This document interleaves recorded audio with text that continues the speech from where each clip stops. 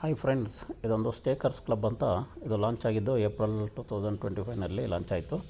ಇದೊಂದು I D create ಮಾಡೋದು ಹೇಗೆ ಅಂತ ನಾನು ರೆಫರಲ್ ಲಿಂಕ್ ತಗೊಂಡು ಐ ಡಿ ಕ್ರಿಯೇಟ್ ಮಾಡೋದನ್ನ ಒಂದು ವೀಡಿಯೋ ಮಾಡಿ ಅಂತ ಎಲ್ಲರೂ ಕೇಳ್ತಾಯಿದ್ರು. ಅದನ್ನು ಮಾಡ್ತಾಯಿದ್ದೀನಿ. ದಯವಿಟ್ಟು ಈ ವಿಡಿಯೋ ಲೈಕ್ ಆದರೆ ಎಲ್ಲರೂ ಒಂದು ಲೈಕ್ ಮಾಡಿ ಮತ್ತು ಒಂದು ಚಾನಲ್ನ ಸಬ್ಸ್ಕ್ರೈಬ್ ಮಾಡಿ. ಇದು ಲಿಂಕ್ ಓಪನ್ ಮಾಡಿದ ತಕ್ಷಣ ಈ ಥರ ಕೇಳುತ್ತೆ ನಿಮಗೆ ಸೈನ್ ಅಪ್ ಅಂತ. ಇದರಲ್ಲಿ ಡೀಟೇಲ್ಸ್ ಕೇಳುತ್ತೆ, ಫಸ್ಟ್ ನೇಮು, ಲಾಸ್ಟ್ ನೇಮು ಮತ್ತು ಇಮೇಲ್ ಐ ಡಿ ಕೇಳುತ್ತೆ. ನಿಮಗೆ ಇಮೇಲ್ ಐ ಡಿ ನೀವು ಮೊದಲೇ ಸೇವ್ ಮಾಡಿದರೆ ಬರುತ್ತೆ. ನಿಮಗೆ ಪಾಸ್ವರ್ಡ್ ಕೇಳುತ್ತೆ. ನಿಮಗೆ ಪಾಸ್ವರ್ಡ್ನ ನಿಮಗೆ ಹೆಂಗೆ ಬೇಕು ಹಂಗೆ ಕೊಟ್ಕೊಳ್ಳಿ. ಸ್ಟ್ರಾಂಗಾಗಿ ಕೊಡಿ ಅಂತ ಅಡ್ವೈಸ್ ಮಾಡ್ತೀವಿ ಯಾವಾಗಲೂ.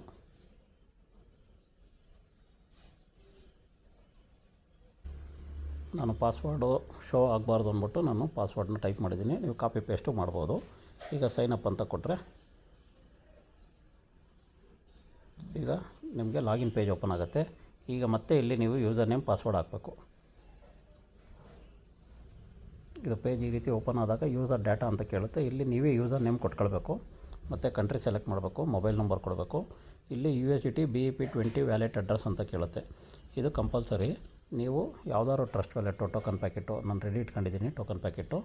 ಇದರಲ್ಲಿ USDT BEP20 ಅಡ್ರೆಸ್ನ ಕಾಪಿ ಮಾಡಿ ನೀವು ಇಲ್ಲಿ ತಂದು ಪೇಸ್ಟ್ ಮಾಡ್ಬೋದು.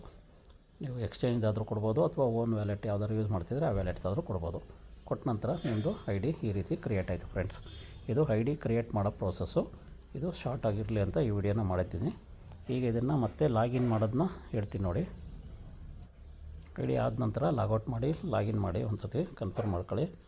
ನೀವೇನು ಕೊಟ್ಟಿರ್ತೀರ ಅಜಯ್ 0C06 ಅಂತ ನಾನು ಕೊಟ್ಟಿದ್ದೆ ಯೂಸರ್ ನೇಮು. ಪಾಸ್ವರ್ಡು ನಾವೇನು ಬೇಕೋ ಅದನ್ನು ಕೊಡ್ಬೋದು. ಪಾಸ್ವರ್ಡ್ ಹಾಕಿದ ನಂತರ ನೀವು ರಿಮೈಂಡ್ ಮೀ ಕೊಟ್ಟರೆ ನೀವು ಗೂಗಲಲ್ಲಿ ಸೇವ್ ಆಗುತ್ತೆ. ಅದು ನಿಮ್ಮ ಚಾಯ್ಸು.